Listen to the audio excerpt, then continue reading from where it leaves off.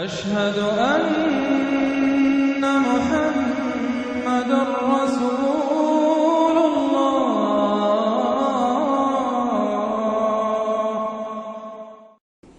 سورۃ الفتح تمہیدی باتیں میں پہلے عرض کر چکا ہوں۔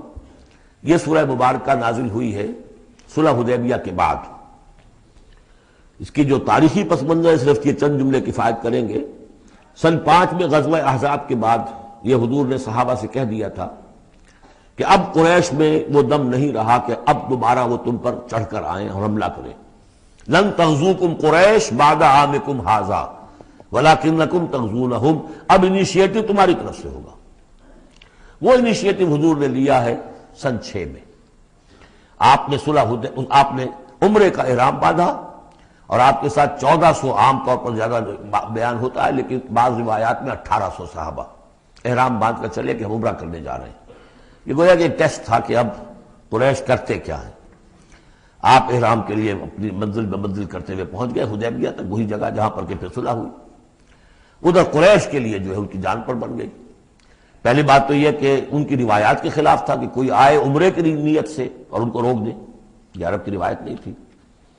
دوسرا یہ کہ اب اگر آنے دیتے ہیں اور مسلمان دنگناتے ہوئے آئیں اس شہر کے اندر عمرہ کریں تو گویا کہ ان کی شکست ہو گئی۔ تو وہاں پر جو بھی ہوا تفصیلات کا تو موقع نہیں ہے۔ ایک طرف تو وہ تلے ہوئے تھے کہ جنگ کریں گے، اور جب حضرت عثمان کو حضور نے بھیجا ہے کچھ سلسلہ جنبانی کے لیے، وہاں ان کو روک لیا گیا، خبر مشہور ہو گئی کہ انہیں شہید کر دیا گیا۔ پھر حضور نے بیعت لی، وہ بیعت علی الموت کہلاتی ہے، بیعت علی لا نفر یا بیعت علی الموت، اور اس کا نام ہے بیعت رضوان۔ ایک درخت کے نیچے آپ تشریف فرما ہوئے اور سب نے آ کر آپ سے بیعت کی کہ اب یہاں جانیں دے دیں گے اپنی، سب ہم یہاں پر مرنے کے لیے تیار ہیں، جانیں قربان کر دیں گے، یہاں سے واپس نہیں جائیں گے۔ جب وہاں یہ خبریں پہنچی اور انہوں نے کچھ اور اندازہ کر لیا تھا کہ یہ تو بڑے سرفرے لوگ معلوم ہو رہے ہیں، ان میں سے کوئی جو ہے بھاگنے والا نظر نہیں آتا یہاں سے، تو پھر یہ ہے کہ وہ مجبور ہو گئے کہ اب کو صلح کریں۔ پھر صلح ہوئی، صلح حدیبیہ، لیکن وہ بڑی ان ایکول صلح تھی، اس میں مسلمانوں کے لیے ہیوملیشن تھی، اس لیے کہ یہ طے کر لیا گیا اس میں کہ اگر کوئی مسلمان مدینے سے واپس آئے مکے تو اسے مکے والے واپس نہیں کریں گے، لیکن اگر کوئی مکے سے مدینے جائے گا تو واپس کرنا ہوگا۔ اور وہاں پر ہو بھی یہ گیا۔ ابو جندل صحابی تھے جن کو کہ اسی نے، جو کہ وہاں سے صلح کے لیے گشت و شریک کرنے کے لیے آیا تھا، سہیل بن عمرو، اس کا ہی بیٹا، عین اس وقت وہ پہنچ گیا، لیکن صلح کے وہ کاغذات لکھے جا چکے تھے۔ اس نے معاملہ بچایا، مسلمانوں مجھے پھر قصائیوں کے حوالے کر رہے۔ حضور نے فرمایا کہ اب ابو جندل تم صبر کرو، جو وعدہ ہم کر چکے ہیں اس کی پابندی کرنی ہے۔ بہرحال اس کو حضور نے، اگرچہ صحابہ تو اس درجے دلگیر تھے کہ ہم یہ دم کر صلح کیوں کر رہے ہیں۔ حضرت عمر رضی اللہ تعالیٰ عنہ سے تو بہرحال یہ بھی کہہ دیجئے کہ زیادہ قرب جو انہیں حاصل تھا حضور سے، اس کی بنا پر ان کی یہ ہمت ہو گئی کہ آپ نے وہ سوال جواب بھی کر لیا جس پر آپ پھر ساری عمر پچھتاتے رہے۔ کہ آپ نے پوچھا کہ کیا ہم حق پر نہیں ہیں؟ حضور نے فرمایا ہاں ہم حق پر ہیں۔ کیا آپ اللہ کے رسول نہیں ہیں؟ آپ نے مسکرا کر جواب دیا ہاں میں اللہ کا رسول ہوں۔ تو پھر ہم یہ کیوں دم کر صلح کر رہے ہیں؟ آپ نے فرمایا کہ میں وہی کر رہا ہوں جو اللہ نے مجھے حکم دیا۔ بس اتنی سی بات تھی جس پر ساری عمر پچھتائے۔ لیکن یہ بات حضرت علی نے بھی کر دی اس درجے میں کہ جب وہ صلح نامہ لکھا گیا، حضور ڈکٹیٹ کرا رہے تھے، حضرت علی کاتب تھے، لکھ رہے تھے، تو اب حضور نے فرمایا یہ صلح نامہ ہے، لکھو محمد رسول اللہ اور قریش کے مابین۔ وہ سہیل بن عمرو نے اعتراض کر دیا کہ نہیں، یہ اگر ہم اس میں لکھیں گے ظاہر بات ہے صلح نامے پر تو دونوں فریقوں کے دستخط ہوتے ہیں، تو میں دستخط کروں گا تو میں تو آپ کو اللہ کا رسول نہیں مانتا، ورنہ اس عبارت کی روح سے جب اس کے نیچے میرا بھی دستخط آئیں گے تو وہ میں نے مان لیا۔ تو حضور نے اس پر بھی مسکرا کر کہا کہ تم مانو نہ مانو میں اللہ کا رسول ہوں، لیکن اے علی مٹا دو یہ رسول اللہ کے لفظ، مٹا دو، وہاں سے لکھ دو یہ معاہدہ ہے محمد ابن عبداللہ اور قریش کے مابین۔ حضرت علی نے کہا کہ حضور یہ میں نہیں کر سکتا، میں اپنے ہاتھ سے آپ کے نام کے ساتھ لکھے ہوئے الفاظ، اب دیکھیے اگرچہ حکم تو یہ ہے کہ الامر فوق الادب، لیکن یہ کہ یہ جو بھی کچھ ہوا ہے تو یہ ہوا غیرت دینی، حمیت دینی کی وجہ سے۔ حضرت علی نے بھی کیا، حضرت عمر نے بھی کیا، دونوں کے طرز عمل میں کوئی فرق نہیں۔ لیکن بہرحال اس کے بعد جو ہے صلح ہوئی ہے، اور مسلمانوں کے دل اگرچہ اس پہ بہت ہی رنجیدہ تھے، اور یہ بات بھی بڑی عجیب تھی کہ وہی احرام کھول دیے گئے، وہی قربانی کے جانور جو ہیں، تو اب اس پر جو ہے یہ آیت سورت اتری ہے، اور پہلا لفظ یہ ہے انا فتحنا لک فتحا مبینا، مسلمانوں کی دلجوئی کے لیے کہ تم جسے سمجھ رہے ہو کہ دب کر صلح کی ہے، حقیقت حال کے اعتبار سے تو اے محمد ہم نے آپ کو بڑی روشن فتح عطا فرمائی. آج ہم اسے انٹرپریٹ کر سکتے ہیں روشن فتح کس اعتبار سے کہ ٹریٹی کے معنی یہ ہے کہ مصالحت یا صلح ہوتی ہے دو فریقوں کے درمیان جو ایک دوسرے کو ریکگنائز کریں. اس کا مطلب یہ ہے کہ قریش نے ریکگنائز کر لیا that Muhammad is a power to reckon with, اور یہ بہت بڑی بات ہے. قریش نے تسلیم کیا، اور تسلیم کرنا جو ہے یہ اللہ تعالیٰ کی طرف سے فتح عظیم ہے. انا فتحنا لك فتحا مبینا لیغفر لك اللہ ما تقدم من ذنبك وما تاخر. اب دیکھیے ذنب کا لفظ یہاں پہ دوبارہ آ گیا تاکہ اللہ تعالیٰ بخش دے آپ کو جو پچھلے ہوئی آپ کی کوئی کوتاہیاں یا گناہ یا جو بعد میں ہوئی. وَيُتِمَّ نِعْمَتَهُ جو پیچھے رہے گناہ ان کو بھی بخش دے. وَيُتِمَّ نِعْمَتَهُ عَلَيْكَ اور تاکہ اللہ تعالیٰ اپنی نعمت کا اتمام فرما دے آپ پر. وَيَهْدِيَكَ صِرَاطًا مُسْتَقِيمًا اور آپ کو ہدایت دے سیدھے راہ کی طرف. اب یہ ہے پھر ایک اشکال پیدا ہوتا ہے کہ حضور صلی اللہ علیہ وسلم تو پہلے ہی سیدھی راہ پر ہیں، پھر یہ کہ تمام اہل ایمان حضور کے ساتھ سیدھی راہ پر چلے آ رہے ہیں، اور سیدھی راہ پر چلتے ہوئے اب اہل ایمان کو بھی حضرت ابوبکر کو بھی آپ کے ساتھ چلتے ہوئے کتنے برس ہو گئے؟ 18 برس ہو گئے. تو اب ان کے معنی کیا ہو گئے؟ تو اس پہ بہت سی بحثیں ہیں، یہ تو اب میں تفصیل میں نہیں جا سکتا. میری توجہ وہی ہے جو میں اس سے پہلے سورہ محمد میں کر چکا ہوں ضم کی، کہ یہ جو جد و جہد ہوئی ہے اس میں اگر کہیں کوئی خامی کوتاہی کسی کی طرف سے ہوئی ہے، چاہے وہ کسی اور مسلمان کی طرف سے ہوئی ہے، صاحب ایمان کی طرف سے ہوئی ہے، غلطی ہوئی ہے، خطا ہوئی ہے، ان سب کی اب اللہ تعالیٰ تلافی فرما دے گا. یہ فتح مبین جو ہے وہ ان سب کو کور کر جائے گی. اور یہدیہ کا صراط مستقیم، اب آپ کی یہ جہد بالکل سیدھی تیر کی طرح اپنے ہدف کی طرف بڑھے گی. اب اس میں کوئی جو ہے تزلزل نہیں ہوگا، بلکہ آپ کی یہ جد و جہد، اللہ کے دین کی اقامت کی جد و جہد اور اللہ کی حکومت قائم کرنے کی جد و جہد جو ہے سیدھی اپنے ہدف کی طرف بڑھتی چلی جائے گی. چنانچہ یتم نعمتہ وہ تو ہم پڑھ چکے ہیں، الیوم اکملت لکم دینکم واتممت علیکم نعمتی ورضیت لکم الاسلام دینا. تو دین کا اتمام ایک تو اس شکل میں کہ قرآن میں دین مکمل ہو جائے، شریعت پوری ہو گئی، لیکن اس سے تکمیل نہیں ہوتی اس معنی میں جب تک اس کی ایک عملی ڈیمانسٹریشن بھی مکمل نہ ہو. عملی ڈیمانسٹریشن مکمل ہوتی ہے جب اللہ کی حکومت بالفعل قائم ہو جائے. تو اتمام نعمت جو ہے وہ صرف کتاب کے اندر اس شریعت کا پورا بیان ہو جانا اور نظام کا آ جانا، اس سے وہ اتمام بتمام و کمال نہیں ہوتا جب تک کہ اس کی ایک نشانی، اس کا ایک نمونہ جو ہے، اس کی ایک صورت لوگوں کے سامنے نہ آ جائے، آئیڈیل فارم اس کی جو ہے وہ سامنے نہ آ جائے، اس کا نمونہ سامنے آ جائے.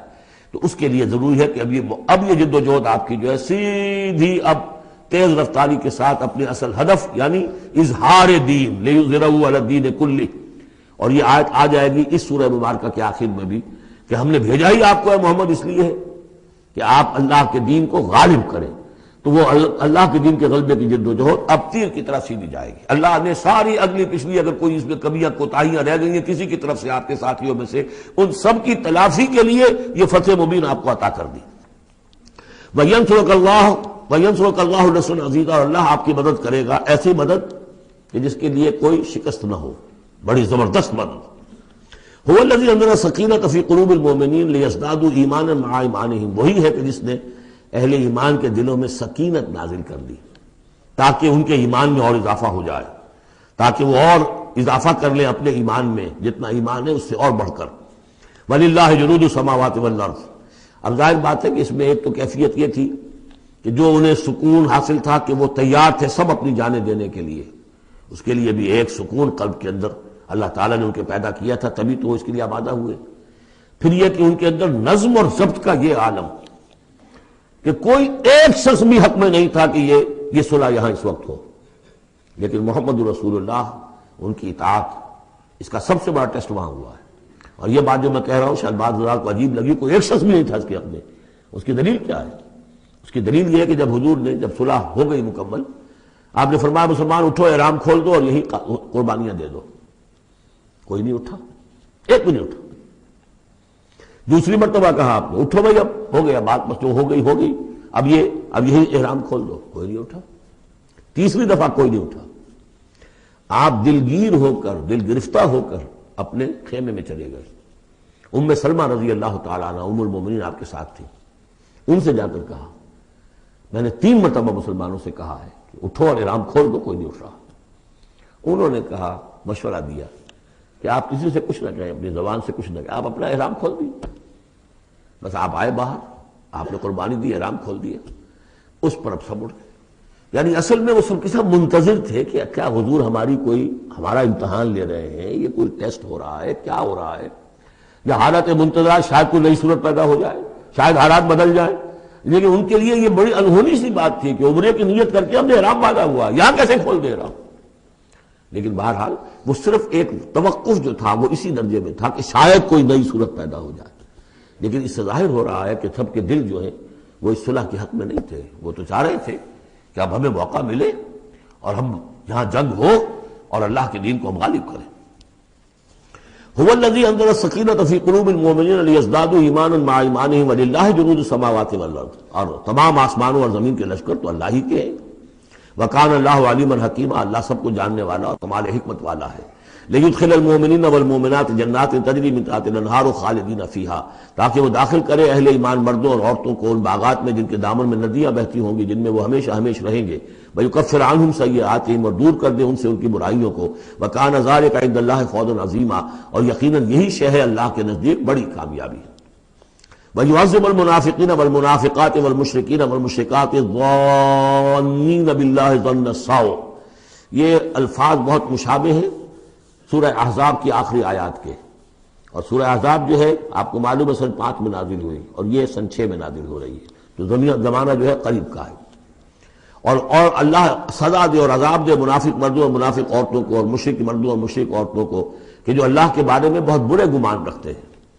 علیہم دائرۃ السوء، اصل میں تو ان کے اوپر ہے مسلط برائی کا دائرہ۔ وغضب اللہ علیہم، اور اللہ غضبناک ہوا ہے ان پر۔ ولعنہم، اللہ نے ان پر لعنت فرمائی ہے۔ وعد لہم جہنم، اور ان کے لیے تیار کیا ہوا جہنم کو، وساعت مصیرا، اور وہ بہت بری جگہ ہے لوٹنے کی۔ وللہ جنود السماوات والارض، آسمان اور زمین کے لشکر کل کے کل اللہ ہی کے اختیار میں ہے۔ وکان اللہ عزیزا حکیما، اللہ زبردست ہے اور حکیم ہے۔ پہلے آیا تھا علیما حکیما، اب عزیزا حکیما۔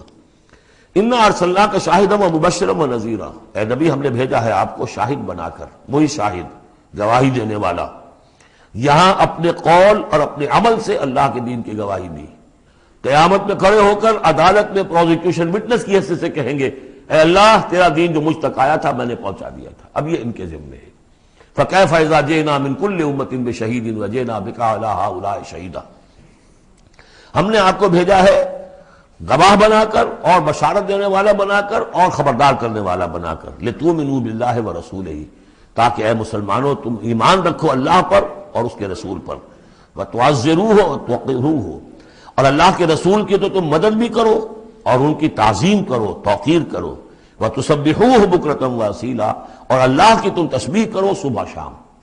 یہاں دیکھیے اس آیت میں لتؤمنوا باللہ ورسولہ، اللہ اور اس کے رسول دونوں پر ایمان رکھو، پھر رسول کے لیے وتعزروہ وتوقروہ، اور اللہ کے لیے وتسبحوہ بکرۃ واصیلا، اس کی تسبیح بیان کرو صبح شام۔ ان الذین یبایعونک انما یبایعون اللہ، یقیناً وہ لوگ جو اے نبی آپ سے بیعت کر رہے ہیں وہ حقیقت میں اللہ سے بیعت کر رہے ہیں۔ ید اللہ فوق ایدیہم، اللہ کا ہاتھ ان کے ہاتھوں کے اوپر ہے۔ فمن نکث فانما ینکث الی نفسہ، تو جو کوئی بھی اس بیعت کی خلاف ورزی کرے گا، اس کو توڑے گا، اس کا سارا وبال اسی کے اوپر ہوگا۔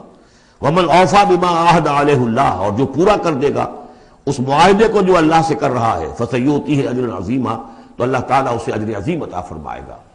اس آیت کو اچھی طرح سمجھ لیجئے اور اس کا تعلق جوڑ لیجئے جو سورہ توبہ کی آیت نمبر 111 تھی۔ ان اللہ اشتری من المؤمنین انفسهم واموالهم بان لهم الجنہ یقاتلون فی سبیل اللہ فیقتلون ویقتلون وعدا علیہ حقا فی التوراۃ والانجیل والقرآن ومن اوفی بعہدہ من اللہ فاستبشروا ببیعکم الذی بایعتم بہ، اللہ نے اہل ایمان سے ان کی جانیں اور مال خرید لی ہے جنت کے عوض۔ یہ جو خرید و فروخت ہو گئی ہے یہ بیع ہو گئی ہے، بیع و شرع ہو گئی ہے۔ فاستبشروا ببیعکم الذی بایعتم بہ، خوشیاں مناؤ، جشن مناؤ اس بیعت پر، اس بیع پر، اس سودے پر جو تم نے کیا ہے، اس سے بہتر سودا کوئی نہیں۔ اچھا یہ بیع تو ہوئی بندے اور اللہ کے مابین۔ فرض کیجئے میں بیعت کر رہا ہوں، اے اللہ میں اپنی جان مال تیرے حوالے کرتا ہوں، لیکن اللہ کے اور میرے درمیان تو غیب کا پردہ ہے۔ کہ کیسے، کس کو دوں یہ جان اور مال، کس کے حکم پر دوں، کس کے کہنے پر دوں، کہاں مال خرچ کروں؟ ظاہر بات ہے کہ اس کے لیے کوئی انسان، اب وہ انسان اس وقت ہے محمد الرسول اللہ صلی اللہ علیہ وسلم، بیع اللہ سے، بیعت محمد سے۔ محمد اللہ کے رسول ہیں، وہ بتائیں گے کہ اس طرح مال خرچ کرو، اس طرح جان لگاؤ، یہ وقت آ گیا ہے جان لے کر میدان میں آ جاؤ، جان ہتھیلی پر رکھو میدان میں آ جاؤ۔ لہذا جو بیع اللہ سے ہوئی ہے، ان اللہ اشتری من المؤمنین انفسهم واموالهم بان لهم الجنہ، اس کے لیے بیعت محمد الرسول اللہ سے ہو رہی ہے۔ اور یہ عرب میں رواج تھا کہ جب وہ کوئی سودا کرتے تھے پھر وہ مصافحہ کرتے تھے، ہاتھ ملاتے تھے، ہاتھ جب ملا لیا اب وہ جو سودا ہے پکا ہو گیا، اب پیچھے نہیں جا سکتے آپ۔ جب تک مصافحہ نہیں ہوتا اس وقت تک آدمی کوئی اس میں تبدیلی کر سکتا ہے، لیکن مصافحہ جو ہے وہ پختگی کے لیے۔ لہذا یہ بیعت اب محمد الرسول اللہ سے ہو رہی ہے کہ ہم نے جو جان اللہ اور اپنی مال جو اللہ کے حوالے کی ہے اسے ہم خرچ کریں گے آپ کے کہنے کے مطابق، جو آپ حکم دیں گے، آپ کی مرضی ہے، آپ ہم سے جب چاہیں یہ جان اور مال حاصل ہے، جب چاہیں وصول فرما لیں۔ یہ بیعت ہے جو ہوئی ہے محمد الرسول اللہ سے۔ اچھا، اس میں جو یہ فرمایا، چونکہ یہ تین فریق ہو گئے، اللہ، بیعت کرنے والا اور جس کے ہاتھ پر بیعت کی گئی، لہذا یہ ٹرائی پارٹائٹ ایگریمنٹ ہے، تین فریق ہیں اس کے۔ ایک وہ ہے حضور کا ہاتھ، جس پر بیعت کرنے والے کا ہاتھ آ گیا۔ اللہ نے فرمایا ایک تیسرا ہاتھ بھی ہے، وہ تمہیں نظر نہیں آ رہا، ید اللہ فوق ایدیہم، اللہ کا ہاتھ ان کے ہاتھوں کے اوپر ہے۔ تو یہ تین ہاتھ ہیں در حقیقت اس بیعت کے اندر، اس بیعت کے اندر۔ ان الذین یبایعونک انما یبایعون اللہ، اصل میں تو بیع، اور بیعت جو ہو رہی ہے تو اللہ سے ہو رہی ہے۔ فاستبشروا ببیعکم الذی بایعتم بہ، باب مفاعلہ کے اندر بھی وہ آ گیا، تم نے جو باہمی یہ کیا ہے بیع و شراء کا معاملہ، اس میں خوشیاں مناؤ، وہی باب مفاعلہ ہے، وہ یبایعونک۔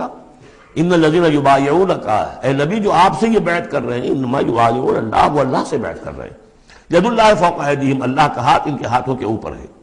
فمن نکث فانما ینکث علی نفسہ، تو جو کوئی بھی اب اس سے روگردانی کرے گا، اسے توڑے گا، اس کی خلاف ورزی کرے گا، اس کا وبال اسی پر آئے گا، آپ پر اس کا کوئی الزام نہیں۔ ومن اوفی بما عہد علیہ اللہ فسیؤتی اجرا عظیما، اور جو بھی پورا کر دے گا جس کا کہ اس نے وعدہ اللہ سے کیا ہے، یہ معاہدہ اللہ سے ہوا جان اور مال کا۔ اسی لیے سورہ احزاب میں آپ نے پڑھا تھا نا، من المؤمنین رجال صدقوا ما عہدوا اللہ علیہ فمنہم من قضی نحبہ ومنہم من ینتظر۔ اہل ایمان میں وہ جوان مرد ہیں جنہوں نے اپنا جو عہد کیا تھا اللہ سے وہ پورا کر دکھایا، سچا کر دیا۔ ان میں سے وہ بھی ہیں جو اپنی نظر پیش کر چکے، اور وہ بھی ہیں جو باقی منتظر ہیں ابھی کہ کب ہماری باری آئے۔ وبال دوش ہے سر جان ناتواں پہ، مگر لگا رکھا ہے تیرے خنجر و ثنا کے لیے، اے اللہ ہم لیے پھر رہے اس سر کو کہ کب تیری راہ میں کٹے اور ہم فارغ ہو جائیں، سمک دوش ہو جائیں، ہمارے کندھے سمک ہو جائیں، ہلکے ہو جائیں، سمک دوش، کندھا ہلکا ہو جائے۔ یہ سر کا بوجھ ہم لگائے ہوئے ہیں اپنے سر پر کہ کب تیری طرف سے حکم آئے ہم نے اپنے سر کٹوائیں اور ہم فارغ ہوں۔ اب اسی کو سمجھ لیجئے کہ حضور کے بعد یہ بیعت کس سے ہوگی؟ جو بھی کوئی داعی اللہ اب کھڑا ہو اللہ کے نام کے، نبی تو نہیں ہوگا، ہوگا امتی، اطاعت اس کی ہوگی، اللہ اور اس کے رسول کی اطاعت کے نیچے نیچے، اس کے دائرے کے اندر، مستقل بذات اطاعت اس کی نہیں ہوگی۔ لیکن یہ کہ بہرحال اب بھی ضرورت ہوگی کہ کوئی جماعت ہو، کوئی جمعیت ہو، کوئی طاقت ہو، ایک فرد سے جو ہے اکیلا چنا بھاڑ نہیں پھوڑ سکتا۔ دین کو غالب کرنے کی جد و جہد، عقیم الدین جو ہم پڑھائے ہیں، یہ پورا سلسلہ جو ہے مکی صورتوں کا جو ان مدنی صورتوں کے ساتھ منسلک ہے، توحید عملی، اقامت دین، اور جو اس صورت کے اندر آ جائے گا لیظہرہ علی الدین کلہ، اس کے لیے جماعت چاہیے، جمعیت چاہیے۔ تو اب بھی کوئی اللہ کا بندہ ہوگا، آپ اسے ٹھوک بجا کر دیکھ لیں، اطمینان دیکھیں، سوچ دیکھیں، اس کی رائے کیا ہے، وہ کیا سمجھتا ہے، اگر وہ دین سے بھی واقف ہے، اگر وہ یہ کہ زمانے کے حالات سے بھی واقف ہے، اس کی شخصیت کو دیکھیے، اس کے ماحول کو دیکھیے، اگر آپ کا دل گواہی دے کہ یہ کوئی بہروپیہ نہیں ہے، یہ واقعتاً سنسیئر آدمی ہے، خلوص کے ساتھ اس کے ہاتھ میں ہاتھ دے کر بیٹھ کے یہ ساتھ چلیے۔ یہی طریقہ مسنون اور منصوص ہے، یہی ایک طریقہ ہے جس کا قرآن مجید میں، یعنی نصوص کسے کہتے ہیں؟ نصوص قرآنی، نصوص حدیث، حدیث میں بھی ذکر ہے تو بیعت کا ہے۔ باقی اور کوئی طریقہ جماعت سازی کا مسنون نہیں ہے، مباح وہ بھی ہے، جو بھی طریقہ اختیار کر لیا مباح ہے، حرام نہیں ہے۔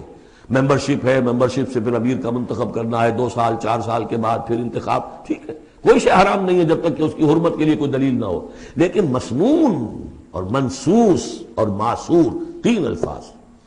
نصوص قرآن و سنت میں جس کا تذکرہ ہے وہ بیعت ہے، جو مسنون ہے پوری زندگی حضور کی جو ہے اس میں کتنی بیعتیں ہوئی ہیں، بیعت عقبہ اولیٰ، بیعت عقبہ ثانیہ، بیعت رضوان، اور پھر یہ کہ نحن الذین بایعوا محمدا علی الجہاد ما بقینا ابدا. جب غزوہ احزاب میں جب وہ خندق کھودی جا رہی تھی تو یہ شعر پڑھ رہے تھے صحابہ کرام، ہم ہیں وہ لوگ کہ جنہوں نے محمد سے بیعت کی ہے، جہاد کی، اب یہ جہاد جاری رہے گا جب تک جان میں جان ہے. یہ ہے ساری زندگی میں آپ کی بیعت کا نظام تھا. اس کے بعد خلافت ہوئی تو بیعت پر ہوئی، حضرت ابو بکر سے بیعت، عمر سے بیعت، مشورہ علیحدہ بات ہے، جب طے ہو گیا کہ اب یہ ہو گئے تو بیعت.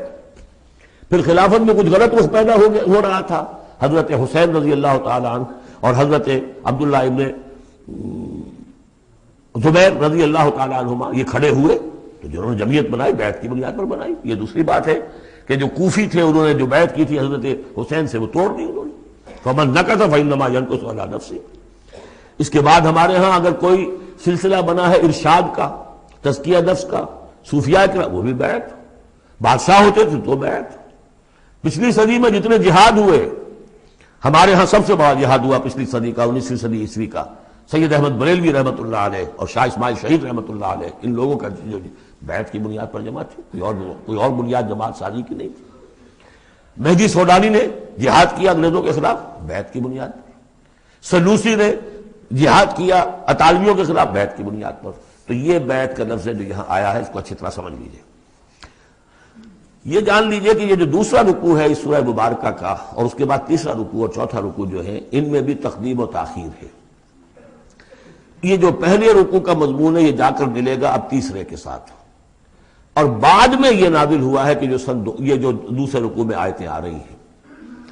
سَيَقُولُ لَكَ الْمُخَلَّفُونَ مِنَ الْأَعْرَابِ شَغَلَتْنَا أَمْوَالُنَا وَأَهْلُونَا. جب حضور واپس پہنچ گئے اور یہ غزوہ جو بیعت رضوان ہو گئی اور پھر صلح حدیبیہ ہو گئی، پھر آپ واپس پہنچے تو جاتے ہوئے گویا کہ ان سے کہا جا رہا ہے حضور سے، جیسے کہ غزوہ تبوک سے واپسی پر جو آیات نازل ہوئی وہ ہم سورہ توبہ میں پڑھ چکے ہیں. ان قریب کہیں گے وہ لوگ جو پیچھے رہ جانے والے تھے، من الاعراب، اعراب میں سے، شغلتنا اموالنا واہلونا. حضور نے عام اعلان کروایا تھا، فرض نہیں تھا، سب کے لیے لازم نہیں تھا. عمرے کے لیے چلنے کے لیے کہا تھا چلے، جتنے لوگ چل سکتے ہیں چلیں. تو اب آئیں گے یہ اعراب جو ہیں بادیہ نشین، اور وہ کہیں گے حضور ہم مشغول رہے اپنے اموال میں، اپنے ڈھور ڈنگر کی دیکھ بھال میں، اپنے اہل و عیال میں، ہم آپ کے ساتھ نہیں جا سکے، فاستغفر لنا، تو ہمارے لیے استغفار کیجئے. یقولون بألسنتہم ما لیس فی قلوبہم. یہ لوگ اپنے منہوں سے وہ کچھ کہہ رہے ہیں اپنی زبانوں سے، ان کے دلوں میں نہیں ہے، دلوں میں کچھ اور ہے. یہ منافقوں کا تذکرہ ہو رہا ہے اعراب میں سے. قل فمن یملک لکم من اللہ شیئا ان اراد بکم ضرا او اراد بکم نفعا. ان سے کہیے کہ اگر اللہ تعالیٰ نے تمہارے لیے کوئی بھی اگر ضرر کا فیصلہ کیا تھا تو، اور اگر خیر کا فیصلہ کیا تھا تو کون سی چیز روک سکتی ہے؟ من یملک لکم من اللہ شیئا، کون ہے وہ کہ جو اختیار رکھتا ہو تمہارے بارے میں اللہ کی طرف سے کچھ بھی، اگر اس نے ارادہ کیا ہو ضرر کا. یعنی اگر کوئی خرابی ہونی تھی تو کیا تمہارے یہاں ہونے کی وجہ سے رک جانی تھی؟ یا اگر خیر کوئی آنا تھا تو تمہاری غیر موجودگی میں نہیں آ سکتا تھا؟ یعنی پیچھے رہ جانا چاہیے ماندار، کیوں رہ گئے؟ اگر کوئی خیر آنا تھا تو تمہاری غیر موجودگی میں بھی آ سکتا ہے، کوئی شر آنا تھا وہ تمہاری موجودگی میں بھی آ سکتا ہے. تو جب تمہاری موجودگی اور ناموجودگی اللہ کے اعتبار سے تو بالکل برابر ہے، تو تمہارا یہ بہانہ تراشنا جو ہے یہ صحیح نہیں ہے.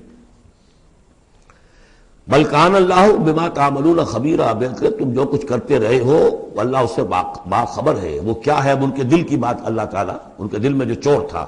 بل ظننتم، تمہیں یہ گمان ہو گیا تھا، ان لن ينقلب الرسول والمؤمنون الى اہلہم ابدا. ان کو یہ گمان ہوا کہ ان کا تو معلوم ہوتا ہے کہ واقعتاً کوئی دماغ خراب ہو گیا مسلمانوں کا، قریش پر چڑھائی کر کے جا رہے ہیں. قریش، یہ تو سمجھیے کہ ان کے لیے ابھی تک عرب میں جو ان کی حیثیت تھی قریش کی، وہ سمجھتے تھے کہ اب تو یہ موت کے منہ میں جا رہے ہیں، اب یہ واپس ان میں سے کوئی آنے والا نہیں ہے. بل ظننتم، تم نے یہ گمان کیا تھا، ان لن ينقلب الرسول والمؤمنون الى اہلہم ابدا، کہ اب واپس آئیں گے ہی نہیں رسول اور اہل ایمان اپنے گھر والوں کی طرف. وزین ذلک فی قلوبکم، اور یہ تمہارے دلوں میں کھما دی گئی بات. وظننتم ظن السوء، اور تم نے بہت برا گمان کیا. وکنتم قوما بورا، اور تم ہو ہی تباہ ہونے والے لوگ. یہ منافقین اعراب کا تذکرہ ہو رہا ہے، اور یہ کب ہو رہا ہے؟ سن 6 میں. سن 2 کے اندر جو معاملہ تھا وہ بھی ہم دیکھ چکے. وہ جو سورہ محمد کے اندر آیا معاملہ، جبکہ ابھی یہ مرحلہ شروع ہو رہا تھا، ابھی قتال کا سلسلہ شروع ہونے والا تھا، اس وقت بھی ان کے دلوں میں صلح جوئی، امن سے کام کرو، صلح سے کام کرو، یہ خامخواہ جو ہے یہ اس طرح کی مہم جوئی مناسب نہیں ہے، اس وقت ان کا یہ خیال تھا۔ وَمَن لَّمْ يُؤْمِن بِاللَّهِ وَرَسُولِهِ فَإِنَّا أَعْتَدْنَا لِلْكَافِرِينَ سَعِيرًا، جو کوئی اللہ اس کے رسول پر ایمان نہ رکھے تو اللہ تعالیٰ نے ایسے کافروں کے لیے تو جہنم تیار کر رکھی ہے۔ وَلِلَّهِ مُلْكُ السَّمَاوَاتِ وَالْأَرْضِ يَغْفِرُ لِمَن يَشَاءُ، اور اللہ آسمانوں اور زمین کی بادشاہی اللہ ہی کے لیے ہے، وہ بخشتا ہے جس کو چاہتا ہے، وَيُعَذِّبُ مَن يَشَاءُ، اور عذاب دے گا جس کو چاہے گا، وَكَانَ اللَّهُ غَفُورًا رَحِيمًا، اور اللہ تعالیٰ غفور الرحیم ہے۔ سَيَقُولُ الْمُخَلَّفُونَ إِذَا انطَلَقْتُمْ إِلَىٰ مَغَانِمَ لِتَأْخُذُوهَا، اب یہ نوٹ کر لیجئے تاریخی اعتبار سے کہ اس کے فوراً بعد جو ہے اگلے ہی سال حضور نے، اب جب کہ قریش سے صلح ہو گئی تو آپ یکسو ہو گئے، ادھر سے کوئی حملہ اب نہیں ہوگا، تو آپ نے اپنی پوری طاقت لے کر خیبر پر حملہ کیا، جو گڑھ بن گیا تھا یہودیوں کا، جو بنو قینقاع اور بنو نذیر نکالے گئے تھے، جا کے وہیں آباد ہو گئے تھے، پہلے سے بھی وہاں پر وہ بڑا گڑھ تھا، ان کے بڑے قلعے تھے، بڑے یعنی فورٹیفائڈ، اور وہاں پر سارا وہ اب حضور نے ان کی جو ہے سرکوبی کی۔ جب حضور خیبر کی طرف جا رہے تھے، اب ان کا ہم بھی چلتے ہیں آپ کے ساتھ، اس لیے انہیں یقین تھا کہ فتح ہوگی اور مال غنیمت آئے گا۔ سَيَقُولُ الْمُخَلَّفُونَ إِذَا انطَلَقْتُمْ إِلَىٰ مَغَانِمَ، اور اے مسلمانوں جب تم اب جاؤ گے غنیمت حاصل کرنے کے لیے، یعنی اب جو غزوہ خیبر کی طرف جب پیش قدمی کرو گے، تو یہی لوگ جو پہلے پیچھے رہ گئے تھے وہ یہ کہیں گے ضرورنا نتبعکم، ہم بھی آپ کے ساتھ چلیں، اجازت دیجیے۔ یریدون ان یبدلوا کلام اللہ، یہ اللہ کے کلام کو بدل دینا چاہتے ہیں، وہ اللہ کا کلام اگلے رکوع میں آ رہا ہے کہ ان کے بارے میں طے کر دیا گیا تھا کہ جو لوگ اس صلح حدیبیہ کے موقع پر نہیں گئے ہیں ساتھ حضور کے، اب ان کو کسی بھی دوسری نیکسٹ جنگ کے اندر شمولیت کی اجازت نہیں ہوگی، وہ آگے آ رہا ہے، اس لیے اس کے سمجھنے میں تھوڑی سی دقت ہوتی ہے، لیکن سمجھ لیجئے کہ وہ آگے ہے، اسی لیے تقدیم و تاخیر کی میں نے بات آپ سے کی تھی۔ یریدون ان یبدلوا کلام اللہ، یہ چاہتے ہیں کہ اللہ کے کلام کو تبدیل کر دیں، اللہ کے حکم کو بدل دیں۔ قل لن تتبعونا، کہہ دیجئے کہ نہیں اب تم ہمارے ساتھ نہیں جاؤ گے، کذالکم قال اللہ من قبل، یہ بات اللہ تعالیٰ پہلے ہی کہہ چکا ہے پہلے، اور اس صورت میں آ رہا ہے ذرا بعد میں۔ فسیقولون بل تحسدوننا، وہ کہیں گے یہ تو آپ لوگ حسد کر رہے ہیں ہم سے، آپ ہمیں ساتھ میں لے جانا چاہتے ہیں، جبکہ ہمیں اندازہ ہے کہ وہاں پہ غنیمتیں ملیں گی۔ بل کانوا لا یفقہون الا قلیلا، حقیقت یہ ہے کہ یہ فہم ہی نہیں رکھتے، تفقہ ہی نہیں رکھتے مگر بہت ہی تھوڑی۔ قل للمخلفین من الاعراب، یہ جو لوگ رہ گئے تھے پیچھے، یہ بدو لوگ، ان سے کہہ دیجئے ستدعون الی قوم اولی باس شدید، ان قریب پھر تمہیں بلایا جائے گا ایک ایسی قوم کی طرف، ایسے قوم کے مقابلے کی طرف جو بڑی طاقت والی ہوگی، تو قاتلونہم او یسلمون، یا تم ان سے قتال کرو گے یا وہ مسلمان ہوں گے اور یا وہ اطاعت قبول کریں گے۔ اس سے ہے اشارہ در حقیقت جو نیا سلسلہ جنگوں کا اب شروع ہونے والا تھا، اور وہ تھا سلطنت روما کے خلاف غزوہ موتا۔ اب اندرون ملک عرب کا معاملہ جو تھا وہ ختم ہوا، اب تو اصل جو معاملہ پیش آنا ہے وہ انقلاب محمدی کا بین الاقوامی مرحلہ ہے، تصدیر الانقلاب، انقلاب کو اب آگے ایکسپورٹ کرنا ہے، اور اب ٹکراؤ ہونے والا ہے جس کی پیشگی خبر دی جا رہی ہے سلطنت روما کے ساتھ، جہاں سٹینڈنگ آرمیز تھی لاکھوں کی، یہ رومن لیجنز مشہور ہیں تاریخ کے اندر، غرق آہن اور ٹرینڈ، تو تمہیں بلایا جائے گا اس وقت، پھر تمہیں ایک موقع دے دیا جائے گا، ستدعون الی قوم اولی باس شدید تقاتلونہم او یسلمون، اور یہ اصل میں تین چیزیں آ گئی وہی کہ اب جو بھی اس عرب سے باہر جو معاملہ ہوا ہے، یا تو وہ اسلام لے آئے یا وہ اطاعت قبول کر لیں، یہ دونوں یسلمون میں شکلیں ہو جائیں گی، اطاعت قبول کر لیں یا اسلام لے آئیں، یا پھر جنگ ہوگی۔ فَإِن تُطِيعُوا يُؤْتِكُمُ اللَّهُ أَجْرًا حَسَنًا، اگر اس وقت تم اطاعت کرو گے اللہ کے رسول کی، ان کے ساتھ جاؤ گے تو اللہ تعالیٰ جو ہے تمہیں اجر حسنہ دے گا۔ وَإِن تَتَوَلَّوْا كَمَا تَوَلَّيْتُم مِّن قَبْلُ، اور اگر تمہیں اسی طرح پیٹھ دکھا دی جیسے کہ پہلے پیٹھ دکھائی تھی، يُعَذِّبْكُمْ عَذَابًا عَلِيمًا، تو اللہ تعالیٰ عذاب علیم دے گا تمہیں۔ لَيْسَ عَلَى الْأَعْمَىٰ حَرَجٌ، ہاں اگر کوئی اندھا ہے تو اس پر کوئی الزام نہیں ہے، کوئی تنگی نہیں ہے، وہ اگر نہیں گیا کوئی بات نہیں۔ وَلَا عَلَى الْأَعْرَجِ حَرَجٌ، نہ کوئی لنگڑا ہے تو اس کے لیے بھی نہیں ہے۔ وَلَا عَلَى الْمَرِيضِ حَرَجٌ، اسی طریقے سے کوئی بیمار ہے تو اس پر بھی کوئی اس کی باس پرس نہیں ہے۔ وَمَن يُطِعِ اللَّهَ وَرَسُولَهُ يُدْخِلْهُ جَنَّاتٍ تَجْرِي مِن تَحْتِهَا الْأَنْهَارُ، اور جو اللہ تعالیٰ اور اس کے رسول کی اطاعت کرے گا اللہ تعالیٰ اس کو داخل کرے گا ان باغات میں جن کے دامن میں ندیاں بہتی ہوں گی۔ وَمَن يَتَوَلَّى، اور جو کوئی پلٹ جائے، پیٹھ موڑ لے، يُعَذِّبْهُ عَذَابًا عَلِيمًا، اللہ تعالیٰ اسے عذاب علیم، دردناک عذاب دے گا۔ اب اس کے بعد یہ پہلے رکوع والا مضمون جو بیعت کا مضمون چل رہا تھا وہی بیعت کا مضمون اب آگے یہاں چل رہا ہے. یہ بیچ والا جو ہے دوسرے رکوع کا مضمون یہ اس کے بعد کا تھا، پہلے آ گیا. وہاں جو فرمایا تھا کہ ان الذین یبایعونک انما یبایعون اللہ، اب آگے چلیے. لقد رضی اللہ عن المؤمنین اذ یبایعونک تحت الشجرہ، اللہ راضی ہو گیا ان اہل ایمان سے جو آپ سے بیعت کر رہے تھے درخت کے نیچے. فعلم ما فی قلوبہم، تو اللہ تعالیٰ کے علم میں ہے جو کچھ ان کے دلوں میں تھا. اور اس وقت تو ذوق شہادت اور جوش جہاد تھا، ابھی وہ صلح کی بات تو ہوئی نہیں، وہ تو بیعت کر کے ہونے کی بات ہوئی ہے.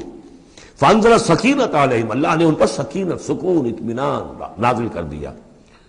واصابہم فتح قریبا، اور انہیں فتح دے دی بہت قریب. وہ فتح قریب وہی ہے انا فتحنا لک فتحا مبینا، اس صلح کو کہا گیا کہ فوری طور پر انہیں فتح مل گئی. ومغانم کثیرۃ یاخذونھا، اور بہت سی غنیمتیں ہیں جو وہ اور جو لیں گے، حاصل کریں گے. وکان اللہ عزیزا حکیما، اور اللہ تعالیٰ زبردست ہے، حکمت والا. وعدکم اللہ مغانم کثیرۃ تاخذونھا، اے مسلمانوں اللہ کا تم سے وعدہ ہے بہت سی غنیمتیں تمہیں ملیں گی. فعجل لکم ہذہ، تو یہ تو تمہیں نقد دے دی ہے، فوری طور پر دے دی ہے یہ فتح جو تمہیں مل گئی ہے. وکف ایدی الناس عنکم، اور اللہ تعالیٰ نے روک لیا لوگوں کے ہاتھوں کو تم سے. لتکون آیۃ للمؤمنین، تاکہ یہ اہل ایمان کے لیے ایک نشانی بن جائے. وَيَهْدِيَكُمْ صِرَاطًا مُسْتَقِيمًا، اور اللہ تعالیٰ تمہاری رہنمائی فرمائے سیدھے راستے کی طرف. یعنی اب تمہاری جد و جہد جو ہے وہ تیر کی طرح سیدھی کامیابی کے آخری مراحل تک پہنچ جائے. بارک اللہ لی ولکم فی القرآن العظیم ونفعنی وإیاکم بالآیات والذکر الحکیم.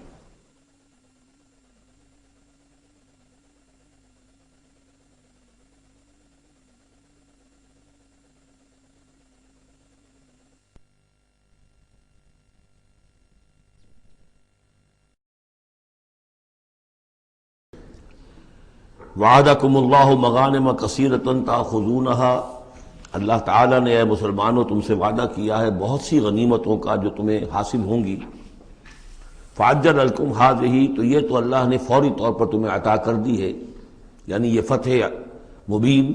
وکف ایدی الناس عنکم، اور لوگوں کے ہاتھ تمہاری جانب سے روک لیے. یعنی جنگ اگر ہوتی ظاہر بات ہے کہ قریش بھی پھر اگر اس میں اپنی قوت کا مظاہرہ کرتے تو کچھ نہ کچھ نقصان تو مسلمانوں کا بھی ہوتا. کف ایدی الناس عنکم، ان کے ہاتھ باندھ لیے اور روک لیے اللہ نے تم سے. وَلِتَكُونَ آیَةً لِّلْمُؤْمِنِينَ، اور تاکہ یہ اہل ایمان کے لیے ایک نشانی بن جائے. وَيَهْدِيَكُمْ صِرَاطًا مُسْتَقِيمًا، اور اللہ تعالیٰ اب تمہیں سیدھی راہ پر جو ہے گامزن کر دے. یعنی تمہاری اس جد و جہد کو، اجتماعی جو جد و جہد ہے تمہاری، اسے براہ راست تیر کی طرح سیدھا اب اس کے آخری ہدف اور منزل مقصود تک پہنچا دے. وَأُخْرَىٰ لَمْ تَقْدِرُوا عَلَيْهَا، اور کچھ اور بھی فتحیں ہیں جن کا ابھی تک تمہیں جس پر قدرت حاصل نہیں ہوئی ہے. قد احاط اللہ بہا، اللہ تعالیٰ ان کا بھی احاطہ کیے ہوئے ہے. یعنی یہ کہ اس کے فوراً بعد تمہیں ایک فتح ملے گی جو کہ خیبر کی ہوگی، کیونکہ یہ اس جو رکوع ہم نے دوسرا پڑھائے ہیں، تیسرا اس سے پہلے نازل ہوا ہے. اور یہ کہ پھر فتح مکہ ہونے والی ہے. اللہ تعالیٰ نے یہ تمام فتوحات جو اللہ کے تو علم میں ہے، اللہ کے نے ان کا احاطہ کیا ہوا ہے. وَقَالَ اللَّهُ عَلَىٰ كُلِّ شَيْءٍ قَدِيرٌ، اللہ ہر چیز پر قادر ہے. وَلَوْ قَاتَلَكُمُ الَّذِينَ كَفَرُوا لَوَلَّوُا الْأَدْبَارَ، اور اگر یہ کافر یعنی قریش مکہ تم سے جنگ کرتے تو لازماً پیٹ دکھا دیتے، پیٹ پھیر جاتے. ثُمَّ لَا يَجِدُونَ وَلِيًّا وَلَا نَصِيرًا، اور پھر نہ پاتے اپنے لیے کوئی حمایتی، کوئی مددگار. سنت اللہ التی قد خلت من قبل، یہ اللہ کی وہ سنت ہے، اس کا دستور ہے، اس کا قانون ہے کہ جو پہلے سے چلا آ رہا ہے. یعنی یہ کہ اللہ تعالیٰ اپنے رسولوں کی مدد کرتا ہے. تو اب رسول کے ساتھ اگر وہ جنگ پر آمادہ ہو گئے ہوتے تو یقیناً ان کو پیٹھ دکھانی پڑتی اور شکست ان کا مقدر بنتی. سنت اللہ التی قد خلت من قبل ولن تجد سنت اللہ تبدیلا، اور نہیں پاؤ گے تم اللہ کی سنت اور اللہ کے دستور میں کوئی تبدیلی. وَهُوَ الَّذِي كَفَّ أَيْدِيَهُمْ عَنْكُمْ وَأَيْدِيَكُمْ عَنْهُمْ بِبَطْنِ مَكَّةَ، وہی ہے جس نے روک لیے ان کے ہاتھ تمہاری طرف بڑھنے سے اور تمہارے ہاتھ ان کی طرف بڑھنے سے. بِبَطْنِ مکہ، بیچ شہر مکے کے، یعنی مکے کی وادی میں اور مکے کے شہر میں اگر یہ جنگ ہوتی اور یہ خون ریزی ہوتی. من بعد ان اسفرکم علیہم، اور یہ اللہ نے روک دیا اس کے بعد کہ اللہ نے تمہیں ان پر فتح دے دی تھی. یعنی کہ واقعتاً دل میں قریش شکست کھا چکے تھے، وہ سمجھ گئے تھے کہ ہمارے لیے مقابلہ ممکن نہیں ہے، ورنہ وہ صلح کبھی نہ کرتے. ان کے لیے تو یہ چیز گویا کہ بڑی موت سے بھی بڑھ کر جو تھی بھاری تھی کہ مسلمان جو ہے ان کے ساتھ ہم صلح کریں، انہیں تسلیم کر لیں، اور پھر یہ بھی طے کریں کہ اگلے سال آپ آئیے اور ہم 3 دن کے لیے یہ پورا مکہ خالی کر دیں گے، آپ یہاں جس طرح چاہے عمرہ کریں۔ یہ شرط بھی اس میں شامل تھی اگلے سال، لیکن اس سال آپ کو جانا پڑے گا، ہماری ناک جو ہے اتنی نہ کٹے کہ اسی سال آپ عمرہ کر لیں، لیکن یہ ہے کہ بہرحال آئندہ آپ آئیں گے۔ تو اس کے بعد کہ اللہ نے تمہیں ان پر فتح دے دی تھی، وَكَانَ اللَّهُ بِمَا تَعْمَلُونَ بَصِيرًا، اور جو کچھ تم کر رہے ہو اللہ اسے دیکھ رہا ہے۔ هُمُ الَّذِينَ كَفَرُوا وَصَدُّوكُمْ عَنِ الْمَسْجِدِ الْحَرَامِ، وہی لوگ ہیں، یعنی ان کے جرائم کا تذکرہ ہو رہا ہے جنہوں نے کفر کیا تو اور تمہیں روکے رکھا مسجد حرام تک جانے سے، وَالْهَدْيَ مَعْكُوفًا أَن يَبْلُغَ مَحِلَّهُ، اور ہدی کے جو جانور لے کے گئے تھے مسلمان احرام کے ساتھ ساتھ، وہ ہدی کے جانور تھے کہ کعبے کے لیے نیاز کے یہ جانور ہیں، وہ رکے ہوئے تھے کہ وہ اپنی اصل جگہ پر یبلغ محلہ، کہ اس کا اصل مقام تو یہ تھا کہ کعبے جائیں، وہاں پر ان کا چڑھاوا چڑھایا جائے اور ان کی قربانی دی جائے، لیکن یہ کہ وہ رکے ہوئے تھے کہ وہاں تک نہیں پہنچ سکتے تھے۔ لیکن یہ اللہ نے کیوں ہاتھ روک لیے، ان کے ہاتھ تم سے، تمہارے ہاتھ ان سے کیوں روک لیے، جنگ کیوں نہیں ہونے دی، اس کی حکمت اب آ رہی ہے۔ وَلَوْلَا رِجَالٌ مُؤْمِنُونَ وَنِسَاءٌ مُؤْمِنَاتٌ، اگر نہ ہوتے مرد مومن اور عورتیں مومنات، لم تعلموہم، جنہیں تم نہیں جانتے تھے، ان تطؤوہم، اندیشہ تھا کہ تم انہیں بھی پیس ڈالتے۔ یعنی جب جنگ ہوتی ہے، بھٹی گرم ہو جاتی ہے، اس وقت تو تحقیق و تفتیش مشکل ہوتی ہے۔ اب وہ مسلمان کے جو ہجرت نہیں کر سکے، ان میں ضعفاء بھی تھے، ان میں مریض بھی تھے، ان میں عورتیں بھی تھیں جن کے لیے ممکن ہی نہیں تھا، جیسا کہ ہم سورہ نساء میں پڑھ چکے ہیں کہ جن کے لیے بالکل ممکن ہی نہیں تھا، اللہ تعالیٰ نے ان کو معاف کر دیا تھا، ہجرت نہیں کر رہے تب بھی اللہ ان سے مواخذہ نہیں کرے گا۔ تو اب وہ لوگ بھی موجود تھے مکے کے اندر، اب اگر یہ چکی چلتی تو پھر تو یہ پیس ڈالتی ان کو بھی۔ وَلَوْلَا رِجَالٌ مُؤْمِنُونَ وَنِسَاءٌ مُؤْمِنَاتٌ لَمْ تَعْلَمُوهُمْ أَن تَطْئُوهُمْ، تم جانتے ہی نہیں تھے، ہو سکتا ہے کہ تم انہیں بھی کچل دیتے، فَتُصِيبَكُم مِّنْهُمْ مَعَرَّةٌ، اور ان کے معاملے میں پھر تم پر ایک الزام آ جاتا، بغیر علم، اس کے بغیر کہ تمہیں کوئی علم ہو، تمہاری بے خبری میں تم پر الزام آتا کہ ان اہل ایمان نے آ کر اپنے اہل ایمان ساتھیوں کو بھی قتل کر دیا۔ لِيُدْخِلَ اللَّهُ فِي رَحْمَتِهِ، اللہ نے اسی لیے روک دیا اس جنگ کو اس وقت اور تمہیں فتح دے دی صلح کی شکل میں، تاکہ اللہ تعالیٰ داخل کرے اللہ تعالیٰ اپنی رحمت میں جس کو چاہے۔ وَلَوْ تَزَيَّنُوا لَعَذَّبْنَا الَّذِينَ كَفَرُوا مِنْهُمْ عَذَابًا أَلِيمًا، اگر وہ علیحدہ ہو چکے ہوتے، یعنی مسلمان اہل ایمان مرد اور عورتیں جو ہیں جو ابھی تک مقیم ہیں یہاں پر، اگر وہ یہاں سے نکل چکے ہوتے، علیحدہ ہو چکے ہوتے، تو پھر باقی یہاں صرف کفار رہ گئے ہوتے، تو ہم اسی وقت لَعَذَّبْنَا الَّذِينَ كَفَرُوا مِنْهُمْ عَذَابًا أَلِيمًا، تو ان کافروں کو ہم ابھی وہ بدترین عذاب کا مزہ چکھا دیتے۔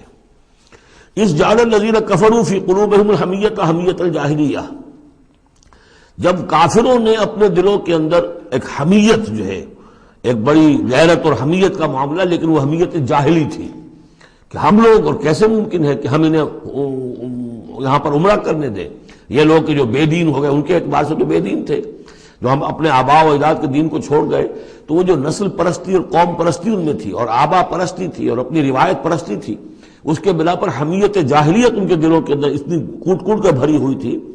اس جعل الذین کفروا فی قلوبہم الحمیۃ حمیۃ الجاہلیہ، انہوں نے حمیت جاہلی کو اپنے دلوں کے اندر راسخ کر لیا تھا۔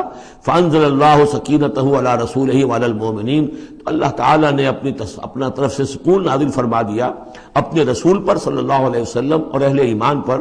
وَأَلْزَمَهُمْ کلمۃ التقویٰ، اور اللہ تعالیٰ نے ان پر لازم کر دیا تقویٰ کی بات کو، یعنی اللہ تعالیٰ نے تقویٰ کو ان پر لازم کر دیا۔ وَكَانُوا أَحَقَّ بِهَا، یقیناً وہ تقویٰ کے زیادہ حقدار بھی ہیں، وَأَهْلَهَا، اور واقعتاً تقویٰ کے اہل ہیں، ان کے اندر تقویٰ موجود ہے۔ وَكَانَ اللَّهُ بِكُلِّ شَيْءٍ عَلِيمًا، اور یقیناً اللہ تعالیٰ ہر چیز کا علم رکھتا ہے۔ لَقَدْ صَدَقَ اللَّهُ رَسُولَهُ الرُّؤْيَا بِالْحَقِّ، اب ایک شبہ کا ازالہ ہو رہا ہے کہ کچھ لوگوں کو یہ خیال پیدا ہوا ہوگا کہ رسول کا تو خواب بھی سچا ہوتا ہے اور وہی کے درجے میں ہے۔ حضور نے ہمیں فرمایا تھا کہ میں نے خواب دیکھا ہے کہ ہم عمرہ کر رہے ہیں، تو چلو، اور یہاں ہم عمرہ نہیں کر سکے تو رسول کا خواب جھوٹا ہو گیا۔ یہ اگر شک کسی کے دل میں پیدا ہوا تو اس کو ظاہر کر رہے ہیں کہ رسول کا خواب جھوٹا نہیں ہوا، یعنی یہ کہ اس میں جب حضور سے پوچھا بھی گیا، آپ نے تو فرمایا تھا کہ ہم عمرہ کریں گے، تو آپ نے فرمایا تھا یہ میں نے کب کہا تھا کہ اسی سال ضرور کریں گے، عمرہ کریں گے، چنانچہ اگلے سال وہ عمرہ ہوا۔ سن 7 میں اسے عمرہ قضا کہتے ہیں، جو صلح حدیبیہ میں طے ہو گیا تھا کہ اگلے سال آپ آئیے عمرہ کیجئے، تو عمرہ قضا جو ہے یہ عمرہ چونکہ رہ گیا تھا، درمیان میں ہی بند ہو گیا، تو عمرہ قضا، اس عمرے کی قضا اگلے سال جو ہے سن 7 میں آپ نے دی، اور 3 دن تک قریش نے مکے کو خالی کر دیا، پہاڑوں پر چڑھ گئے، اور مسلمان 3 دن تک مکے کے اندر مقیم رہے، انہوں نے اپنے اطمینان سے عمرہ ادا کیا۔ تو فرمایا لقد صدق اللہ رسولہ الرؤیا بالحق، اللہ نے بالکل سچا دکھایا خواب اپنے رسول کو، اس میں قطعاً کسی جھوٹ کا شائبہ نہیں۔ لتدخلن المسجد الحرام ان شاء اللہ آمنین محلقین رؤوسکم ومقصرین لا تخافون، تم اے مسلمانوں لازماً داخل ہوگے مسجد حرام میں انشاءاللہ پورے امن کے ساتھ، آمنین بے کھٹکے، محلقین رؤوسکم ومقصرین، اپنے سروں کو حلق بھی کراؤ گے اور قصر بھی کراؤ گے۔ سر منڈوا دینا احرام کھولتے ہوئے یہ گویا کہ حلق ہے، اور چھوٹے بال کر دینا یہ قصر ہے۔ تو محلقین رؤوسکم ومقصرین لا تخافون، اور تمہیں کوئی اندیشہ نہیں ہوگا، یعنی جو ہو گیا اگلے سال کہ بالکل مکہ خالی، کوئی اندیشہ نہیں، کوئی مٹ بھیڑ نہیں، کسی طرف سے کوئی تانا نہیں، کوئی بری بات بھی سننے میں نہیں آئی، اور وہ سب لوگ جو ہے وہ رہے اپنے پہاڑوں کے اوپر۔ فعلم ما لم تعلموا، تو اللہ جانتا ہے جو تم نہیں جانتے۔ فجعل من دون ذلك فتحا قریبا، تو اس کے بعد اللہ تعالیٰ نے ایک بڑی فتح رکھی ہے قریب، یعنی یہ کہ اس کے فوراً بعد، اس سے ورے، اس لیے کہ اس عمرہ قضا سے پہلے فتح خیبر ہوئی ہے، اور بہت جو مغانم کا تذکرہ ہو رہا ہے اس میں جو غنیمت آئی ہے بہت نمایاں، وہ غزوہ خیبر کی ہے۔ ایک تو یہ کہ یہودیوں کا گڑھ تھا، بہت مالدار تھے، پھر یہاں سے جو گئے تھے 2 قبیلے نکل کر گئے تھے، وہ بھی اکثر ان میں سے وہیں آباد ہو گئے تھے، تو وہ ان کی بڑی جمعیت تھی وہاں پر، اور یہودی ویسے مالدار ہوتے ہیں، تو وہاں پہ جو غنیمت ملی ہے مسلمانوں کو، اس کے طرف اشارہ ہو رہا ہے۔ اللہ تعالیٰ نے اس سے پہلے کہ تم عمرہ قضا ادا کرو، اور جب تم داخل ہوگے مسجد حرام، اس سے پہلے جو ہے اللہ تعالیٰ تمہیں فتح دے گا، نصیب کرے گا۔ اب وہ آیت آ گئی، هو الذی ارسل رسولہ بالہدی ودین الحق لیظہرہ علی الدین کلہ، یعنی یہ جو سلسلہ اب جا رہا ہے، صراط مستقیم، سیدھا راستہ، کس منزل کی طرف جا رہا ہے؟ دنیا میں مسلمانوں تمہاری جد و جہد کی منزل کیا ہے؟ اللہ کے دین کا غلبہ، اس لیے کہ ہم نے اپنے رسول کو بھیجا ہی اس کام کے لیے۔ یہ سورہ توبہ میں آیت ہم پڑھ چکے ہیں، فرق صرف یہ ہے کہ وہاں پر تھا هو الذی ارسل رسولہ بالہدی ودین الحق لیظہرہ علی الدین کلہ ولو کرہ المشرکون، یہاں آخری حصہ ہے وکفی باللہ شہیدا۔ لیکن سورہ توبہ والی آیت جوں کی توں پھر سورہ صف میں آ جائے گی، وہ بھی اب زیادہ دور نہیں رہی ہے، وہ بھی ہم جلدی پڑھیں گے۔ تو اللہ نے تو بھیجا ہے اپنے رسول کو صلی اللہ علیہ وسلم الہدا دے کر، یعنی قرآن حکیم جو ہدایت کاملہ ہے، نو انسان را پیام آخری حامل او رحمت للعالمین، هو الذی ارسل رسولہ بالہدی ودین الحق، اور دین حق دے کر بھیجا ہے۔ یہ دین کی بات کیجئے، اب دیکھیے، الدین ان اقیم الدین، اللہ کے دین کو قائم کرو۔ ام لہم شرکاء شرعوا لہم من الدین ما لم یأذن بہ اللہ، کیا ان کے شریکوں نے بھی کوئی دین دیا ہے انہیں؟ اللہ نے انہیں دین حق دیا ہے، اور دین حق اس لیے دیا ہے کہ اسے غالب کرے کل کے پورے نظام زندگی کے اوپر، پورے نظام زندگی پر۔ وہی ہے جس نے بھیجا ہے اپنے رسول کو صلی اللہ علیہ وسلم بالہدا، ہدایت دے کر، قرآن دے کر، ودین الحق، اور سچا دین، حق دین، عادلانہ نظام زندگی دے کر، لیظہرہ علی الدین کلہ، تاکہ وہ غالب کریں اسے کل کے کل نظام زندگی پر، وکفی باللہ شہیدا، اور کافی ہے اللہ مدد کے لیے۔ عام طور پر ترجمہ یہاں پر گواہ کا کیا گیا ہے، آپ نے دیکھا ہوگا، لیکن یہاں اس لفظ شہید کا مطلب جو مدد کے ہے۔ اس کے لیے یہ کہ نوٹ کیجئے جو سورہ بقرہ کے 30 رکوع میں آیا تھا، فَإِن كُنتُمْ فِي رَيْبٍ مِّمَّا نَزَّلْنَا عَلَىٰ عَبْدِنَا فَأْتُوا بِسُورَةٍ مِّن مِّثْلِهِ وَادْعُوا شُهَدَاءَكُم مِّن دُونِ اللَّهِ إِن كُنتُمْ صَادِقِينَ، بلا لو اپنے مددگاروں کو اللہ کے سوا اگر تم سچے ہو۔ تو چونکہ اصل میں شہیدہ کے معنی تو ہے حاضر ہونا، شہیدہ یشہد، کسی کی موجودگی اور حاضری، جو موجود ہوتا ہے وقوع پر وہی صحیح گواہی دینے کا اہل ہے، اس لیے اس کے معنی گواہی کے پیدا ہو گئے، اور جو موجود ہو وہی آپ کی مدد بھی کر سکتا ہے، اس لیے اس کے معنی مددگار کے بھی ہے۔ آپ کا کوئی دوست ہے، بڑا آپ کا بہی خواہ ہے، لیکن جب آپ پر کوئی ستم ہو رہا تھا، ظلم ہو رہا تھا، زیادتی ہو رہی تھی، وہ موجود ہی نہیں تھا بیچارہ، وہ کیا کرے گا؟ آپ کی مدد نہیں کر سکتا۔ تو مددگار بھی معنی ہے لفظ شہید کے۔ وَكَفَى بِاللَّهِ شَهِيدًا، اللہ کافی ہے مددگار کی حیثیت سے۔ محمد الرسول اللہ والذین معہ، یہ وہ جماعت ہے جو اس بیعت کی بنیاد پر وجود میں آئی ہے۔ نوٹ کر لیجئے اس بات کو، یہ بیعت کے تذکرے کے ساتھ اب یہ آیت آ رہی ہے۔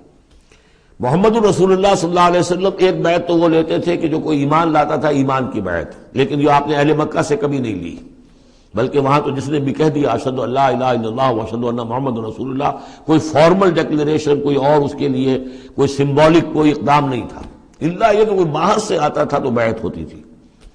اس کے بعد آپ نے بیعت مکے میں دو لی ہیں، بیعت عقبہ اولیٰ، بیعت عقبہ ثانیہ۔ اور بیعت عقبہ ثانیہ کی بیعت وہ ہے کہ جس سے اب وہ ایک جماعتی شکل بنی ہے، اس لیے کہ اس کے الفاظ کیا ہیں، متفق علیہ روایت ہے، یہ بخاری اور مسلم دونوں میں، راوی اس کے حضرت عبادہ بن ثابت رضی اللہ تعالیٰ عنہ۔ وہ بیعت کیا تھی؟ بایعنا رسول اللہ صلی اللہ علیہ وسلم علی السمع والطاعۃ فی العسر والیسر والمنشط والمکرہ وعلی عثرۃ علینا وعلی لا ننازل امر اہلہ وعلی ان نقول بالحق اینما کنا لا نخاف فی اللہ لومۃ لائم۔ ہم نے بیعت کی تھی اللہ کے رسول سے کہ آپ کا ہر حکم سنیں گے اور مانیں گے، اطاعت کریں گے، فی العسر والیسر، خواہ مشکل ہو اور خواہ آسانی ہو، والمنشط والمکرہ، خواہ ہماری طبیعت آمادہ ہو، خواہ ہمیں اپنی طبیعتوں پر جبر کرنا پڑے، وعلی عثرۃ علینا، خواہ ہم پر دوسروں کو ترجیح دی جائے۔ ہم کبھی نہیں کہیں گے کہ ہم آپ کے پرانے ساتھی ہیں، آپ نے بالکل ایک نووارد کو ہمارے اوپر امیر کیسے مقرر کر دیا، نہیں، اٹس یور پریروگیٹو، یہ آپ کا اختیار ہوگا، جس کو آپ چاہیں امیر بنائیں۔ وعلی اللہ ننازل امر اہلہ، جنہیں آپ والی امر بنا دیں گے، امیر بنا دیں گے، ان سے بھی ہم جھگڑیں گے نہیں، ان سے تعاون کریں گے، ان کی اطاعت کریں گے۔ جیسے کہ ایک اور حدیث میں حضور نے فرمایا من اطاعنی فقد اطاع اللہ ومن عصانی فقد عصی اللہ، جس نے میری اطاعت کی اس نے اللہ کی اطاعت کی، اور جس نے میری نافرمانی کی اس نے اللہ کی نافرمانی کی۔ ومن اطاع امیری فقد اطاعنی، جس نے میرے مقرر کردہ امیر کی اطاعت کی اس نے میری اطاعت کی۔ ومن اطاع امیری فقد ومن عصا امیری فقد عصانی، جس نے میرے مقرر کردہ امیر کی نافرمانی کی اس نے میری نافرمانی کی۔ اب ظاہر بات ہے جب جماعتی زندگی ہوتی ہے تو ایک ہی امیر نہیں ہوتا، اب ایک فوج ہے، ایک سپہ سالار ہے، لیکن اور چھوٹے چھوٹے جو اس کے حصے ہیں، میمنہ پر کوئی اور ہے، میسرہ پر کوئی اور ہے، اب قلب پر کوئی اور ہے، چھوٹے چھوٹے کمانڈرز بھی تو ہیں، چھوٹی سی کمپنی ہے، پلاٹون ہے، پھر بٹالین ہے، بٹالین سے اوپر ریجیمنٹ ہے، ہر جگہ پر جو ہے اس کے جو آفیسرز موجود ہیں، جو کمانڈرز موجود ہیں، ان سب کا سلسلے وار سب و طاعت کا نظام اگر نہیں ہوگا تو وہ فوج کہاں ہوئی؟ اس طرح ایک جماعت ہے، ایک پورے ملک کے اندر جماعت ہے، اس کا امیر ہے، پھر اس کے کئی صوبائی اس کی شاخیں اس کے امیر ہیں، تو یہ تو نظام اس طرح چلے گا۔ تو یہاں پر وعلیٰ ان نقول بالحق اینما کنا، اور آخری بات جو تھی اس بیعت کے اندر کہ ہم جہاں کہیں بھی ہوں گے حق بات ضرور کہیں گے، مشورہ مانگا جائے گا مشورہ دیں گے، وی ول ناٹ ہولڈ بیک اور اوپینینز، ہم اپنی رائے دیں گے، حق بات کہیں گے جہاں کہیں ہوں گے، لیکن اس کے بعد جو فیصلہ ہوگا فیضا عذاب الامر، جیسا کہ ہم پڑھ چکے ہیں، جب فیصلہ ہو جائے تو پھر یہ کہ اللہ اور اس کے رسول کی اطاعت لازم ہے۔ تو فرمایا یہ محمد رسول اللہ والذین معہ کی جو جماعت بنی ہے اس شکل میں، اس قتال کے مرحلے کے شروع ہونے سے پہلے، منہج انقلاب نبوی میں اقدام کا مرحلہ جب آیا ہے، پیسو ریزسٹنس جب ایکٹیو ریزسٹنس میں چینج ہو رہی ہے، تو اب وہ ایک نظم جماعت کی شکل ہے، اور وہ بیعت عقبہ ثانیہ کی بنیاد پر وجود میں آیا۔ محمد رسول اللہ والذین معہ اشداء علی الکفار رحماء بینہم، اللہ کے رسول، یہ اس میں دو طرح ترجمے اس کے کیے جاتے ہیں، محمد اللہ کے رسول ہیں، یہ ایک جملہ پورا ہو گیا، والذین معہ اشداء علی الکفار رحماء بینہم، اور جو ان کے ساتھ ہیں وہ کافروں پر بہت بھاری ہے اور آپس میں بہت رحم دل ہے۔ اور ایک ترجمہ یہ بھی ہے کہ محمد رسول اللہ والذین معہ، یہ سب مل کر مبتدا بنی، اللہ کے رسول محمد اور جو ان کے ساتھ ہیں ان سب کی شان یہ ہے کہ اشداء علی الکفار رحماء بینہم، وہ کفار کے حق میں بڑے سخت ہیں لیکن آپس میں بہت رحم دل ہے، رحیم ہے، شفیق ہے۔ یہ ہم پڑھ چکے ہیں سورہ مائدہ میں بھی، اذلۃ علی المؤمنین اعزۃ علی الکافرین، اہل ایمان کے حق میں وہ بہت ہی نرم خو ہو، حلقہ یاراں تو بریشم کی طرح نرم، رزم حق و باطل ہو تو فولاد ہے مومن۔ یہ شان جو ہے بندہ مومن کی قرآن مجید میں دو جگہ آئی ہے۔ تراہم رکعاً سجدا یبتغون فضلا من اللہ ورضوانا، تم دیکھو گے ان کو کبھی سجدے میں گرے ہوئے ہوں گے اور کبھی رکوع کر رہے ہوں گے، وہ اپنے رب کے فضل کے متلاشی رہتے ہیں ہر دم ہر آن، اور اللہ کی رضا چاہتے ہیں۔ سیماہم فی وجوہہم من اثر السجود، اور ان کی جو نشانی ہے وہ ان کے چہروں میں جو اثرات پیدا ہوتے ہیں سجدے سے عام طور پر تو خیال یہ ہوتا ہے کہ یہی جو گھٹا پڑ جاتا ہے یہی سجدے کا نشان ہے، لیکن اس کے علاوہ بھی نمازیوں کے چہرے میں ان کی نماز کی ایک کیفیت ہوتی ہے، نورانیت ہوتی ہے کہ جو ان کے چہروں کے اندر موجود ہوتی ہے۔ ذالک مثلہم فی التوراۃ، یہ ہے ان کی مثال اور تمثیل جو تورات میں آئی تھی، وَمَثَلُهُمْ فِي الْإِنْجِيلِ، اور انجیل میں جو ان کی مثال دی گئی تھی وہ یہ ہے كَزَرْعٍ أَخْرَجَ شَطْأَهُ، جیسے ایک کھیتی وہ اپنا پٹھا نکالتی ہے، فَآزَرَهُ، پھر اسے گاڑھا کرتی ہے، فَاسْتَغْلَظَ، اور فَاسْتَوَىٰ، اس کو مضبوط کرتی ہے اور پھر اسے گاڑھا کرتی ہے، فَاسْتَوَىٰ عَلَىٰ سُوقِهِ، پھر اپنی نال پر کھڑی ہو جاتی ہے۔ چھوٹی سی کوئی کوپل پھوٹتی ہے، پھر وہ بڑھتی ہے، نرم سی ہے، پھر ذرا اس کا جو تنا بنتا ہے اس کے اوپر پھر کھڑی ہو جاتی ہے سیدھی۔ یہ جس طریقے سے درجہ بدرجہ یہ جو زراعت ہو رہی ہے، یہ کھیتی ہو رہی ہے، اس کا نتیجہ کیا نکلتا ہے؟ یوجب الزراع، جو زراعت کرنے والا ہے، جو کاشتکار ہے، اسے بڑی بھلی لگتی ہے۔ آیا آج دیکھا اپنی کھیتی کو اپج آئی ہے، نکل آئی ہے، اس کے بعد یہ کیا بڑھ رہی ہے، پک رہی ہے، اب کھیتی لہرا رہی ہے، اس کے اوپر سٹے آ گئے ہیں۔ یوجب الزراع لیغیظ بہم الکفار، تاکہ اس سے دل جلے کافروں کا۔ اب یہاں اس سے واضح ہو گیا یہاں زراع کون ہے؟ یہ کھیتی صحابہ کرام کی کھیتی ہے جو پھل رہی ہے، پھول رہی ہے، اور اس کا کاشتکار کون ہے؟ محمد الرسول اللہ صلی اللہ علیہ وسلم۔ تب حضور کے ساتھ آپ کو معلوم ہے کہ جب انتقال ہوا ہے ابو طالب کا تو بمشکل 125 آدمی تھے، 150 آدمی تھے۔ آپ کی ایسی پوزیشن بھی نہیں تھی کہ اپنے بل پر مکے میں رہ سکتے، اسی لیے طائف گئے تھے، کوئی آلٹرنیٹ بیس مل جائے میں وہاں منتقل کر دوں اپنی اس دعوت کا اور اپنی اس تحریک کا مرکز۔ لیکن یہ کہ وہاں سے خالی ہاتھ آنا پڑا تھا۔ ایک وہ دور تھا کہ جس میں پھر ایک مشرک کی امان لے کر مکے میں داخل ہو سکے، مطعم بن عدی کی۔ آج ایک دور یہ ہے کہ 1400 یا 1800 آدمی جو ہے وہ بیعت موت کی ہے انہوں نے، اور ان کو اس پر جو ہے ملال ہے کہ دم کر صلح کیوں کی ہے۔ ان کی جو حمیت ایمانی ہے، غیرت ایمانی ہے، وہ ملال اس پر ہے۔ وہ جان بچنے کی کوئی خوشی نہیں ہے انہیں، وہ تو کہے کہ ہم نے دم کر کیوں صلح کریں، ہم اپنی جانیں دینے کے لیے تیار ہیں۔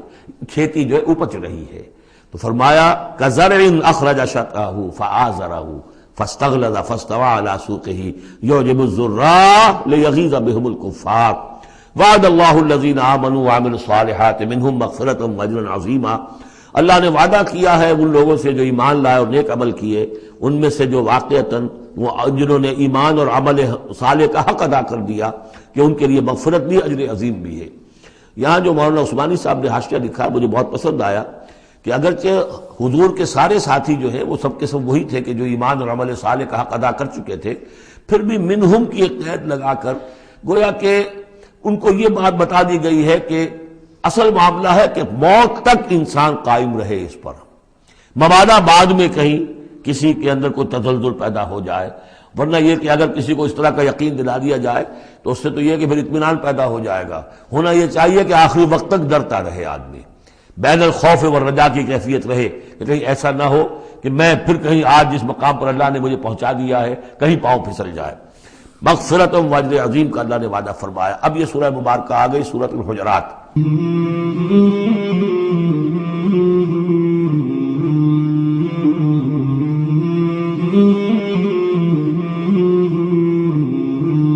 مولاي صل وسلم دائما ابدا على حبيبك خير الخلق كلهم مولاي صل وسلم دائما ابدا على حبيبك خير الخلق كلهم مولاي صل وسلم دائما